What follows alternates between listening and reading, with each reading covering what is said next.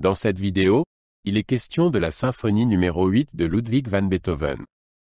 Je t'explique l'essentiel sur l'œuvre et sur le compositeur. Ludwig van Beethoven était un célèbre compositeur allemand qui a vécu de 1770 à 1827. Il a composé la 7e symphonie entre 1811 et 1812, une période où il était déjà affecté par sa surdité progressive. Malgré ses problèmes de santé, Beethoven a créé de nombreuses œuvres importantes durant cette période. La 7e symphonie est connue pour son énergie et l'utilisation de rythmes qui rendent l'œuvre particulièrement vivante. Beethoven lui-même appréciait beaucoup cette symphonie et la comptait parmi ses meilleures œuvres. La 7e symphonie a été jouée pour la première fois à Vienne le 8 décembre 1813. Beethoven dirigea lui-même le concert, bien qu'il fût déjà presque sourd à ce moment-là. Le concert était un concert de bienfaisance pour les soldats qui avaient combattu Napoléon. La musique fut accueillie avec enthousiasme par le public, en particulier le deuxième mouvement, l'allegretto, qui fut si populaire qu'il dut être répété. Cette réaction positive montre à quel point la musique de Beethoven pouvait toucher les gens.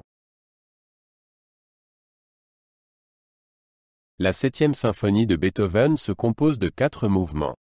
Chaque mouvement a son propre caractère et son propre style. Le premier mouvement, poco sostenuto, vivace, commence lentement et devient ensuite rapide et vif. Le deuxième mouvement, allegretto, est plus calme et est souvent perçu comme très émotionnel. Le troisième mouvement, presto, est rapide et donne l'impression d'une danse joyeuse. Le quatrième et dernier mouvement, allegro con brio, est à nouveau très rapide et amène la symphonie à une fin puissante avec beaucoup d'énergie. La 7e symphonie de Beethoven a fortement influencé le monde de la musique. Elle est connue pour sa puissance rythmique et sa capacité à susciter de fortes émotions. De nombreux compositeurs après Beethoven se sont inspirés de cette symphonie. Elle illustre le talent de Beethoven pour élargir et modifier les formes musicales traditionnelles. Aujourd'hui encore, la 7e symphonie est une partie importante de la musique classique et est souvent jouée lors de concerts.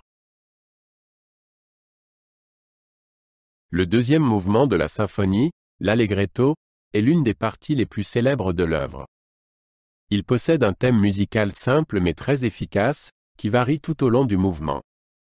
Ce mouvement montre comment Beethoven pouvait exprimer des sentiments profonds avec peu de moyens musicaux. L'allegretto n'est pas seulement apprécié des amateurs de musique classique, il est également utilisé dans des films, des séries télévisées et même dans des spots publicitaires. Après la première représentation, les avis sur la 7e symphonie de Beethoven étaient partagés. Certains critiques trouvaient la symphonie trop inhabituelle et trop novatrice. D'autres la louaient comme géniale et révolutionnaire. Au fil du temps, la symphonie s'est toutefois imposée comme l'une des grandes œuvres de l'histoire de la musique. Aujourd'hui, elle est considérée comme un chef-d'œuvre dont la créativité et la profondeur émotionnelle sont difficilement égalables. Dans la 7e symphonie, Beethoven utilise les possibilités de l'orchestre de manière innovante. Il utilise différents instruments pour créer des ambiances et des effets spécifiques.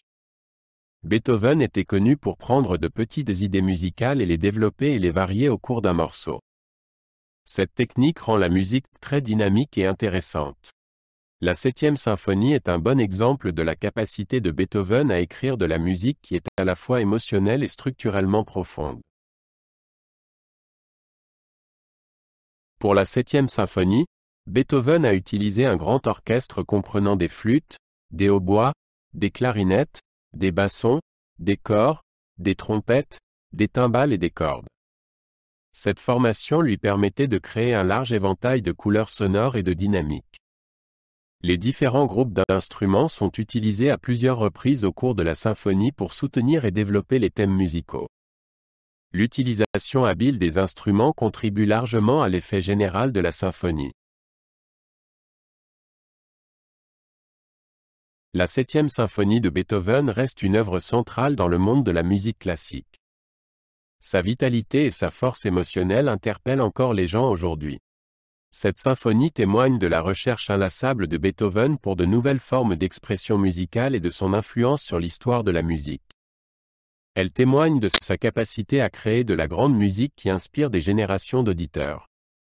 La 7e symphonie n'est pas seulement une œuvre musicale importante, mais aussi un exemple de la puissance créative de l'art.